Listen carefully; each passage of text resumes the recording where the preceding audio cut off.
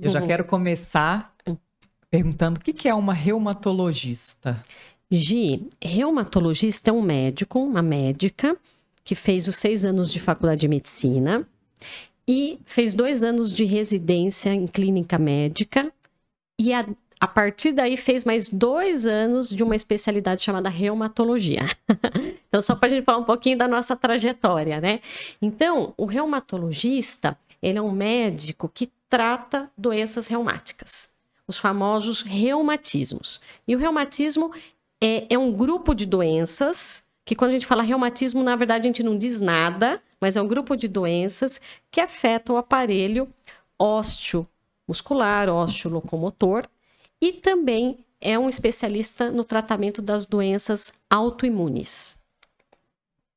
O que seria um reumatismo?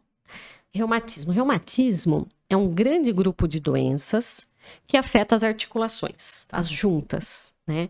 Então, nós temos aí um grupo imenso de reumatismos, de doenças reumáticas, que vão desde uma artrite reumatoide, osteoartrose, gota, espondilite anquilosante, são alguns dos exemplos de doenças reumáticas que popularmente a gente chama de reumatismo. Nosso papo é importante, Gi, porque assim, a avaliação como cirurgião de coluna, o paciente chega muitas vezes, a primeira porta de entrada é com um especialista de coluna. Então o paciente passou no pronto-socorro, deram um anti-inflamatório para ele não teve uma melhora, procurou um especialista. Então chegou lá, como especialista, o que eu preciso fazer? Pôr a mão, examinar, investigar. E aí, quando o reumatologista me aparece como um ponto de interrogação, quando eu devo encaminhar? Que é isso que eu quero perguntar.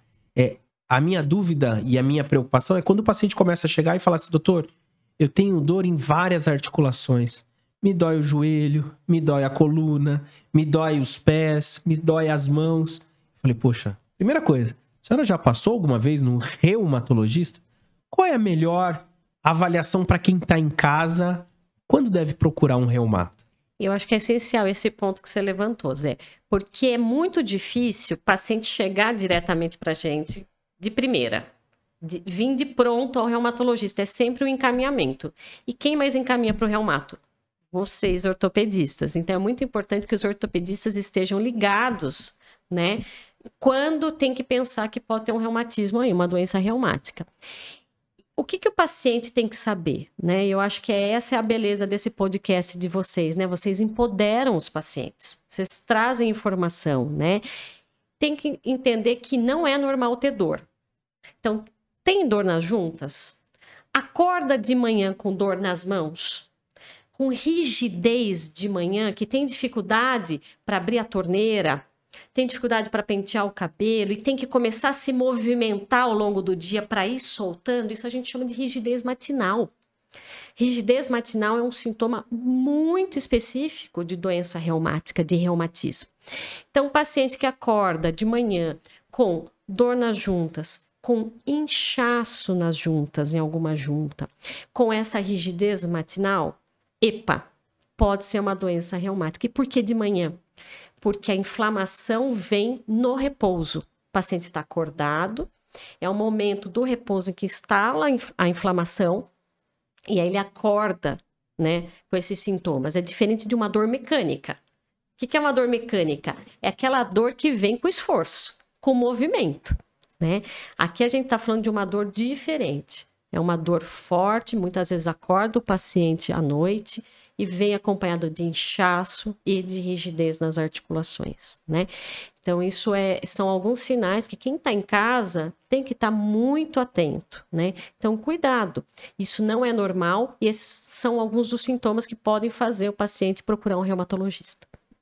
E qual é a faixa etária? Acomete mais homens, mais mulheres, crianças? Dá um pouquinho o panorama da doença. Isso é super importante, porque a gente ouve a palavra reumatismo e acha que acomete mais idosos, Sim. Né?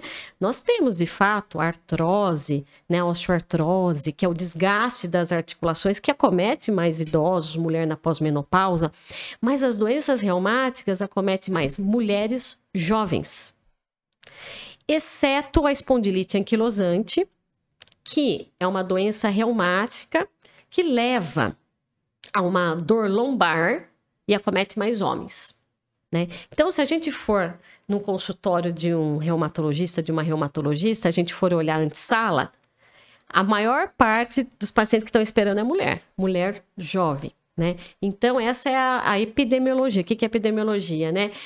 São as pessoas mais acometidas, né? Então, mulheres jovens. Isso não quer dizer que idosos não possam ter, que homens não possam ter também as doenças reumáticas, né? Mas é mais... E nem crianças. Crianças também podem ter as formas juvenis dos reumatismos, mas é mais mulher jovem. Interessante essa colocação da doutora foi que quando você às vezes fala para um paciente, olha, eu acho que você tem a possibilidade de ter uma doença reumatológica. Muitos pacientes olham para a mão e falam assim, mas a minha mão não tá deformada. Explica para as pessoas. Sim. E você sabe que a gente tem que pegar o paciente no começo, né? Então, a gente não quer que o paciente chegue para a gente com deformidade na mão, com limitação de movimento, né? Com incapacidade. Não é mais isso. E eu posso dizer que a reumatologia, né, evoluiu muito, né? É muito raro a gente pegar hoje pacientes nesse estágio mais avançado, né, da doença reumática, né?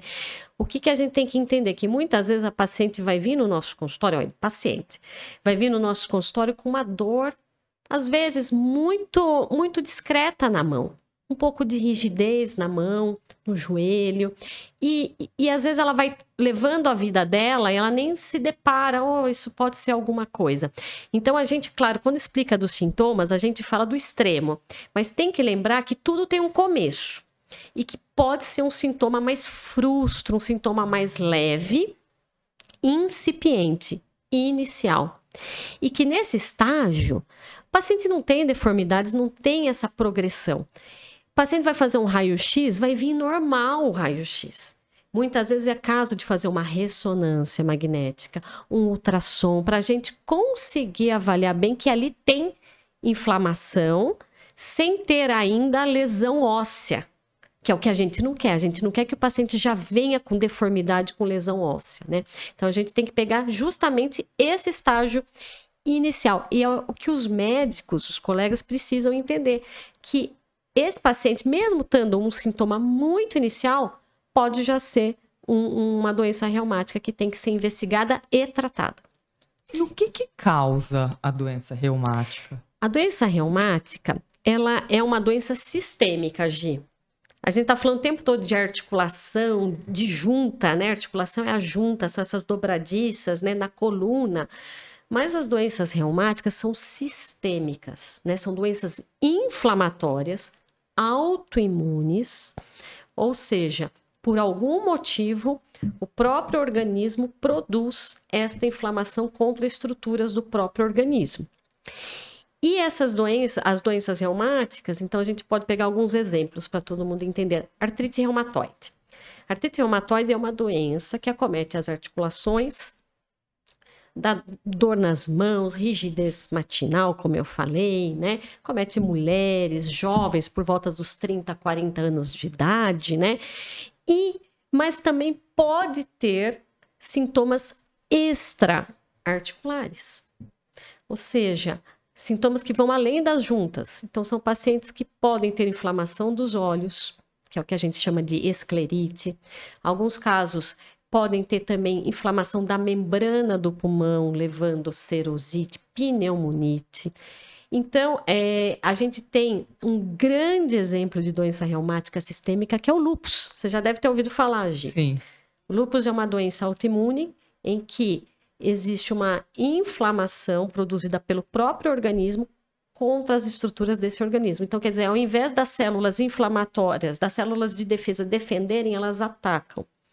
Então, o paciente com lúpus pode ter uma série de sintomas, desde sintomas articulares até alteração nos exames de sangue, pode ter anemia, pode ter insuficiência renal, pode ter problema pulmonar. Então, você veja que é algo que não é restrito, ele é sistêmico. Então, as doenças reumáticas são um desafio, né? Então, é por isso que o reumatologista precisa ser um bom clínico, porque ele vai ter que transitar por diferentes especialidades, né? A gente está falando aqui com o Zé, que é ortopedista, mas a gente também conversa com outros colegas.